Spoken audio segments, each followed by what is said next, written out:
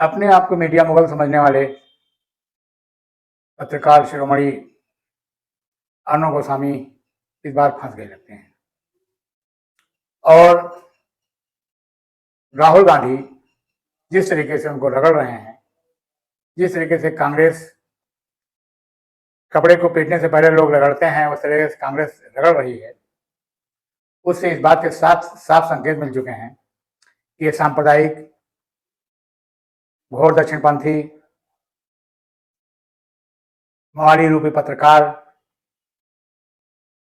माफी मांगने में सबको पीछे छोड़ने वाला, सावरकर को भी पीछे छोड़ने वाला, ये अर्णव गोस्वामी इस बार नाक रगड़ रहा है, माफिया मांग रहा है।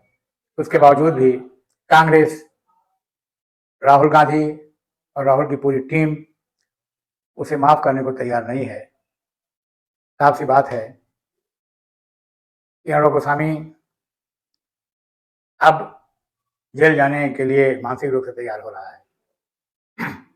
दोस्तों, मैं नजीर मलिक,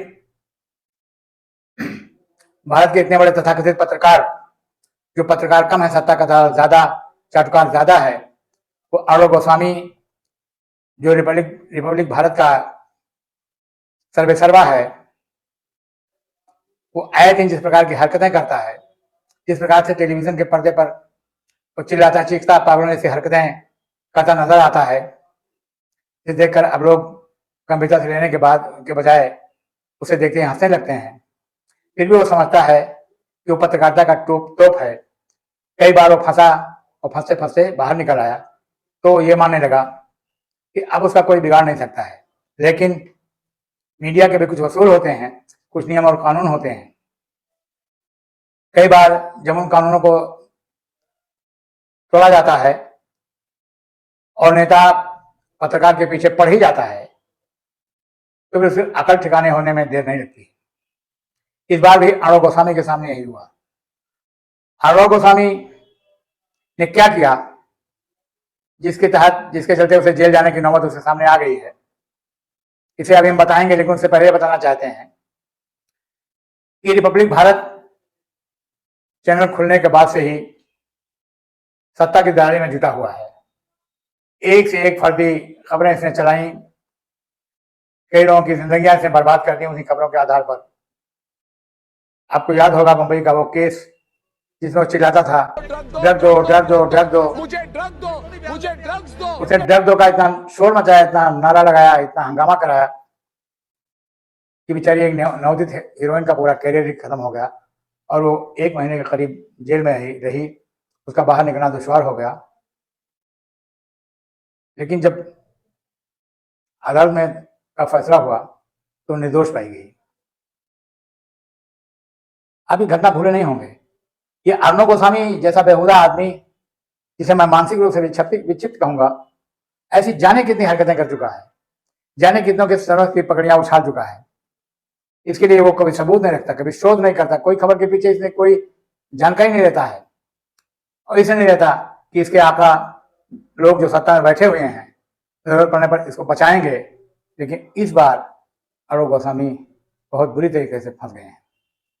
हुआ क्या है, अर्णव गोस्वामी ने अपने चैनल पर एक खबर चलाई जिसमें टर्की के शहर से एक फोटो उठा के लगाया, जिसमें लिखा था कांग्रेस ऑफिस।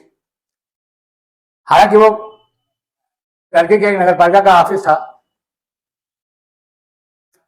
कांग्रेस का मतलब एक संगठन होता है। उसको अर्णव गोस्वामी ने यह बताया कि कांग्रेस ने टर्की में अपने पार्टी की शाखा खोल रखी है और वहां जाने क्या क्या कर रहे हैं। दरअसल अर्णव यह समझता था कि ऐसा कह करके वो कांग्रेस को देशद्रोहियों की श्रेणी में खड़ा करने की एक और कोशिश करेगा। लेकिन इस बार जल्दी ही मामला ओपन हो गया कि वो फोटो फर्जी है। उसके बाद कांग्रेस ने उसे नोटिस दिया। नोटिस देने के बाद अर्णव गोस्वामी ने एक माफीनामा प्रकाशित किया अपने चैनल पर और तमाम जगहों पर। लेकिन राजीव गांधी, उनकी टीम इस बार कतई मानने को तैयार नहीं है। राजीव गांधी का मानना है कि इस बार अर्णव को सबक सिखाया जाना चाहिए। और उनके साथी भी इस बात को कह रहे हैं कि अर्णव जैसे 2-4 लोग जो फर्जी खबरों में यकीन रखते हैं, अगर उन्हें ऐसे ही सबक नहीं सिखाया गया तो भविष्य में वो कांग्रेस का जाने कितना नुकसान करेंगे। इसलिए इस बार आरों को जरूर जेल जाना चाहिए। और इसी विचार के मद्देनजर राजीव गांधी उसे माफ करने को तैयार नहीं है। तो दोस्तों, ऐसे ऐसे पत्रकार राष्ट्रीय स्तर पर नहीं, प्रदेश स्तर पर मिलते हैं, जिला स्तर पर मिलते हैं। आपने अपने आसपास भी देखा होगा, एक से एक कलाकार, टपोरी टाइप के लोग जो ना पढ़ते हैं, जिनकी ना शिक्षा है, ना उनकी कहीं ट्रेनिंग है, फिर भी वो अपने आप को पत्रकार कहते घूमते हैं। झोला लिया, डायरी लिया, कैमरा लिया, और वो उसी का एक बड़ा संस्करण है, उसी का राष्ट्रीय स्वरूप है। जिस पत्रकारों को जिस तरीके से आप अपने आसपास देखते हैं, उसी का एक बड़ा स्वरूप है अर्णव गोस्वामी, जो राष्ट्रीय स्तर पर है। तो आज ये अर्णव गोस्वामी हुए, सुधीर चौधरी हुए, अंजना कश्यप हुई, चित्रा त्रिपाठी हुई, इन जैसे लोगों के चलते पत्रकारिता के पेशे पर आँच आई है, पत्रकारिता के मिशन को ठेस लगी है। और आज कुछ इस तरीके से आई है कि फेक खबरों का जहर गांव तक फैल गया है। आप अपने इर्द गिर्द भी देख सकते हैं। इनसे सावधान रहें, इनसे बच के रहें। यही मेरा मकसद था। मेरा मकसद तो जागरूकता कार्यक्रम है, इसी के तहत मैं काम कर रहा हूं। जागिए, समझिए, होशियार होइए। धन्यवाद। मेरा प्रोग्राम आपको कैसा लगा? अगर अच्छा लगा हो तो कमेंट कीजिए, सुझाव देना हो तो भी कमेंट कीजिए, और अगर बहुत अच्छा लगा हो तो मेरे YouTube चैनल को आप सब्सक्राइब कीजिए, लाइक कीजिए, एक घंटी है उसे बजाइए, मतलब आल सिस्टम का जो सब्सक्रिप्शन है उसे कीजिए, और वक्त पड़ने पर मुझे सलाह देते रहें। धन्यवाद।